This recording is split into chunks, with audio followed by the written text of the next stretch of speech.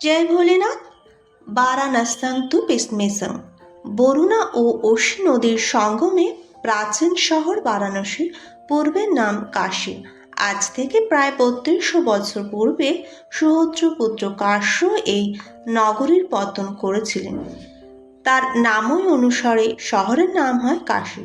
পুরাণ অনুসারে শিব পার্বতীর বিবাহের পরে পার্বতীর অনুরোধে শিব কাশীক্ষেত্রকে তার ত্রিশূলের ওপর ধারণ করেছিলেন। হিমালয় ছেড়ে সস্ত্রীক এখানে বসবাস শুরু করেন। তখন থেকেই ভগবান শঙ্কর জ্যোতির্লিঙ্গ রূপে এবং মাতা পার্বতী অন্নপূর্ণা রূপে এখানে বিরাজমান। মা গঙ্গা এখানে উত্তর বাহিনী। গঙ্গার তীরে দশামেশ ঘাট থেকে সামান্য দূরে গলির মধ্যে এই মন্দির। প্রাচীন শহর, তাই এখানে প্রচুর অলিগলি। গলির জন্য বিখ্যাত এই বারাণসী শহর। বারংবার লুণ্ঠন হওয়ার এই মন্দিরে হিউয়েন-সাংয়ের বিবরণ থেকে জানা যায় যে ১০০ হাত উঁচু এই শিবলিঙ্গ ছিল।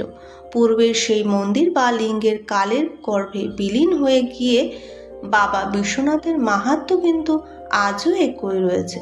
শিখরধর্মী মন্দিরের মূল চূড়াটি সোনায় মুড়ে দেন পাঞ্জাব কিশোর রণজিৎ সিং।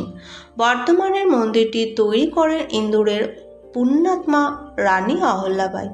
এখানে গর্ভগৃহের ঠিক মাঝখানে শিবলিঙ্গের অবস্থান নয়, আছেন এক কোনায় সোনার গৌরপটের উপরে কোষ্ঠী পাথরের শিবলিঙ্গ, মাথার উপরে ঝোলানো কলসি থেকে অনবরত ফোঁটা ফোঁটা জল। এখানে প্রচুর দর্শনীয় স্থান রয়েছে, যেমন কালভৈরব সংকট মোচন, বিড়লা মন্দির, তৈলঙ্গ স্বামীর মন্দির, হিন্দু বিশ্ববিদ্যালয় সহ গঙ্গার অপর পারে রয়েছে রামনগরের রাজবাড়ি, মণিকর্ণিকা ঘাট, হরিশ্চন্দ্র ঘাট, রাজারানী ঘাট, কেদার ঘাট, দশামেশ ঘাট, নারদ ঘাট, এইরকম শতাধিক রয়েছে।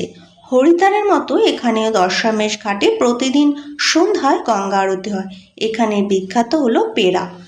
ভিডিওটি ভালো লাগলে লাইক, শেয়ার এবং সাবস্ক্রাইব করে পাশে থাকবেন। নমস্কার।